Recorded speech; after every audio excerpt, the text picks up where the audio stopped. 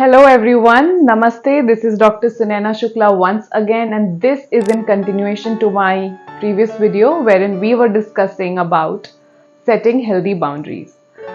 Now, in order for me to move ahead, I want you all to know something.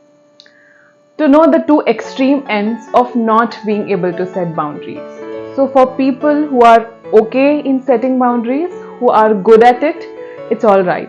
But for people like us who are extremely empathetic, extremely emotional, let me tell you the two ends of not being able to set healthy boundaries.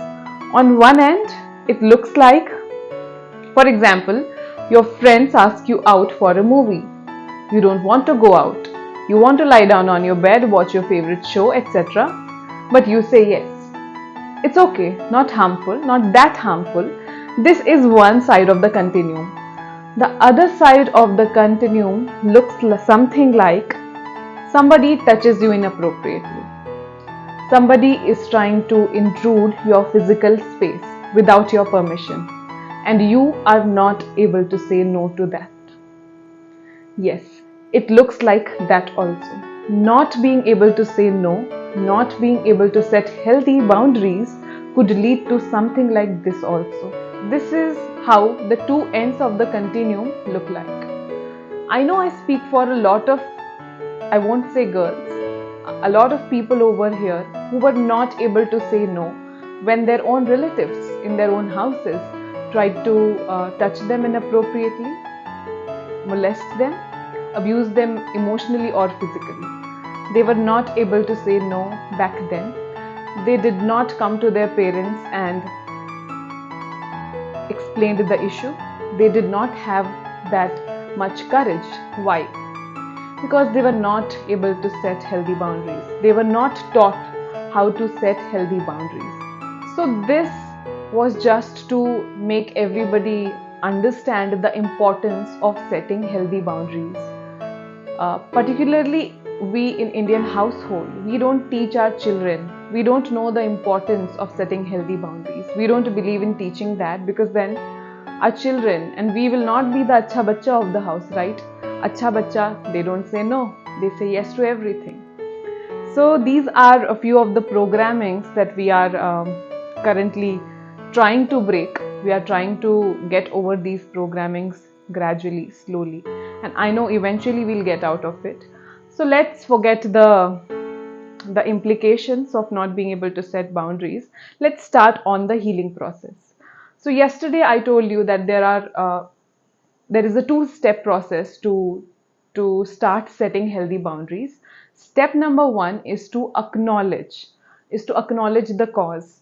And the two causes that I mentioned yesterday were, cause number one was the need to seek approval from other. Cause number two was the fear of being perceived in a certain way. Now, I want you all to spend at least few days on step number one, that is acknowledging the cause. You know, when I say acknowledging, that does not mean you need to see the video, okay, I acknowledge. It is not like that. It does not work like that. It is a deep programming that is there inside of you. It will take some time for you to sit, to introspect, and to accept it. So how to do step number one? How to acknowledge and accept the causes, the reasons why you are not able to say no or you're not able to set healthy boundaries. All you need are two things: a notebook and a pen. Yes. So before moving on to complex meditations and complex practices, I want you all to start with simple, plain journaling, nothing else. Journaling what? Journaling about why you are not able to say no when you want. Journaling the causes which you personally feel are there inside of you and are prohibiting you from not being able to say no. Be honest with yourself. Sit down, write down the causes that you believe. Think of an incident when you were not able to say no and you wanted to say no.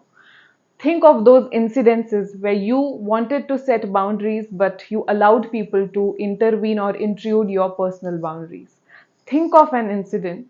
Now think, why did you not say no? What were the reasons? What was coming into your mind? If I say no, then what are the things that are going to happen? So, this is probably the right way to do. If I say no, then and dash. Write down your reasons. What will happen if you say no when you want to say no? And when the reasons will start to spill out, you will have a lot of self reflection, and that's where 50% of your job will be done. It might not take one sitting to be completely able to accept that. For some, it might take one, for others, it might take two or three, because not everybody is used to facing their inner demons. So, start with writing down, if I say no to a person, or take any person who you are not very comfortable saying no to. If I say no to him slash her, what will happen? See the reasons, introspect on the reasons, keep in mind the two reasons that I told you, and see if you resonate, see if you can connect your reason to that, to those two reasons that I mentioned in my previous video. And let me know in the comment section, how did it work out for you? Did it work out for you, or it did not? So let me know, and I'll see you later on with step number 2, how to do step number 2, how to start healing. It's not going to be any complex process, it's going to be easy. So please let me know in the comment section, and I'll see you very, very soon. Bye bye.